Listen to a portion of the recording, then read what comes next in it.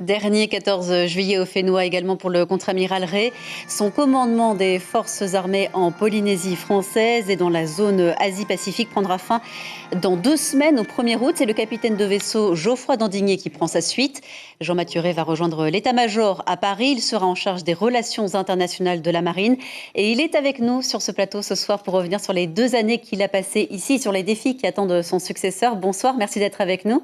Bonsoir à vous, merci de votre invitation. Vous êtes donc sur le départ. Quelle est la mission que vous retiendrez de ces 2 années en Polynésie ? La mission, la première, protéger la Polynésie et les Polynésiens contre un certain nombre de menaces, en particulier protéger notre zone économique exclusive. Donc la mission a été remplie. Il y avait aussi pendant ces 2 années la Covid qui nous a beaucoup perturbés avec des actions des forces armées pour aller chercher nos concitoyens qui étaient bloqués dans des îles du Pacifique, du côté de la Nouvelle-Zélande, à Rapa Nui et aux îles Cook, donc par des moyens militaires. Il a fallu aussi apporter un soutien médical aux Fénois pour pouvoir lutter contre cette pandémie. Oui, ces 2 années ont vraiment été particulières pour vous dans ce contexte de pandémie. On a tendance à l'oublier un peu que l'armée a aussi ce rôle de soutien à la population. Soutien à la population, j'ai parlé de la zone économique qui est protégée par les forces armées, les bateaux, les avions en particulier. Une surveillance permanente pour faire en sorte que seuls les pêcheurs autorisés par le pays pêchent dans les eaux, cette zone immense de 5 millions de kilomètres carrés. Justement, elle est immense cette zone. Est-ce que vraiment tous les moyens humains et matériels sont suffisants pour surveiller une zone aussi grande que celle-là ? Alors, c'est une organisation en plusieurs barrières. D'abord, une surveillance permanente. L'ensemble des pêcheurs doivent avoir un émetteur qui émet et qui donne en permanence sa position. Donc ça, c'est surveillé, doublé par une surveillance satellitaire des photos, puis nos avions, nos bateaux qui vont contrôler les pêcheurs, et enfin, les pêcheurs du Fénois eux-mêmes qui constituent la 4e barrière, si je puis dire, puisque dès qu'il y a une alerte, je leur dis toujours, il n'y a pas de mauvaise alerte. Il peut y avoir une fausse alerte, mais je préfère qu'on m'alerte, que j'envoie un bateau, un avion vérifié, plutôt que d'apprendre 15 jours après qu'il y avait peut-être un bateau. Voilà. Est-ce qu'il est courant que vous interceptez des bateaux de pêche qui pêchent illégalement dans les eaux de la Polynésie française ? Il y a de nombreuses années qu'il n'y a pas de pêche illégale en Polynésie française. Et la France maintient cette pression. Ici au Fénois, en Calédonie, il y a eu des pêcheurs illégaux, ce qu'on appelait les bateaux de pêche vietnamiens notamment ? Exactement, les blue boats vietnamiens, blue boats comme bateaux bleus. On les a attrapés, on a mis les capitaines en prison. Et ces gens-là sont retournés pêcher ailleurs, mais pas dans nos eaux. La même chose... Il y a souvent des alertes sur les bateaux de pêche chinois ? Alors, il y a des bateaux de pêche chinois. Souvent, on me demande, mais amiral, je vois des pêcheurs chinois à Whare-Outé au port. Oui, ils ont le droit d'être là, mais je vous garantis qu'ils ne pêchent pas dans les eaux puisqu'ils n'y sont pas autorisés. Et concernant le trafic de drogue, on sait qu'on est sur la route entre l'Amérique du Sud et l'Australie et la Nouvelle-Zélande, notamment pour le trafic de cocaïne. Est-ce que là aussi, il y a des prises régulières, il y a une surveillance particulière ? Alors, il y a une surveillance permanente, il y a des contrôles permanents. Les armées apportent une capacité d'intercepter dans la profondeur, sur l'avant. Ça fait plusieurs années qu'il n'y a pas eu d'interception dans ces moyens-là, mais des bateaux qui sont contrôlés avec des équipages qui sont suspects, qui sont des gens qui ne sont pas des gens de la voile, qui sont plutôt des gens du grand banditisme. On les contrôle avec l'ensemble des acteurs, la police, la gendarmerie, les douanes et l'ensemble des équipes. Bien sûr, la justice, parce qu'au final, tout se termine devant le juge, devant le procureur. Alors, dans cette vaste région océanienne, les enjeux sont aussi géopolitiques. C'est de plus en plus vrai avec la bataille que se mènent à distance la Chine et les États-Unis. Une bataille dans laquelle la région tout entière est embarquée. On va en parler avec vous dans un instant. On voit tout de suite ce reportage de Maryse Burgot. L'Australie est à des milliers de kilomètres des États-Unis. Mais ce qui réunit aujourd'hui ces 2 pays, c'est leur obsession de la Chine. Ils ne supportent plus que Pékin veuille régner en maître sur toute cette zone. Ils ont trouvé la parade, ce contrat de sous-marin. Pour l'Australie, c'est une sorte d'assurance tout risque contre Pékin. Et tant pis pour les Français. L'Australie, qui a fait l'objet de multiples pressions de la Chine, d'une certaine manière, a complètement basculé dans le camp américain. C'est-à-dire que ce contrat traduit aussi une forme très probable d'intégration de la marine australienne à la marine américaine par rapport à la menace de la Chine.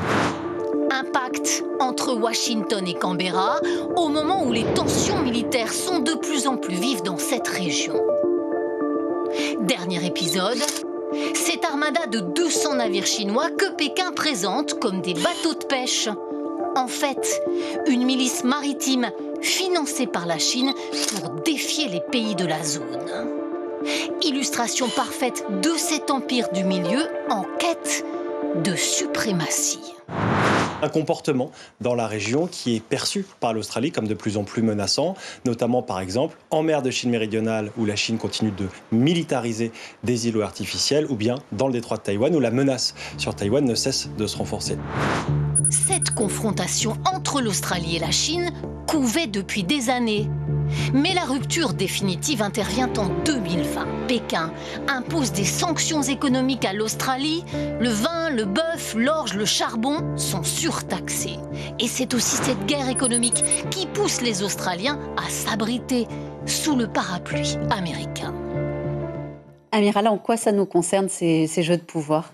Parce que nous sommes une nation du Pacifique, nous sommes une nation d'Indo-Pacifique, nous sommes 2 millions à vivre sur nos territoires, dont le Fénois, mais aussi Wallis, Futuna, Nouméa, La Réunion, Mayotte.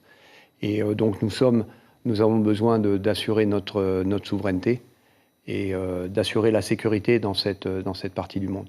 Il y a en particulier une mission qui était évoquée de façon un peu lointaine dans le reportage, qui est la prolifération nucléaire en Corée du Nord, et une mission de l'ONU contre cette prolifération, pour obliger ce pays à arrêter ce programme illégal.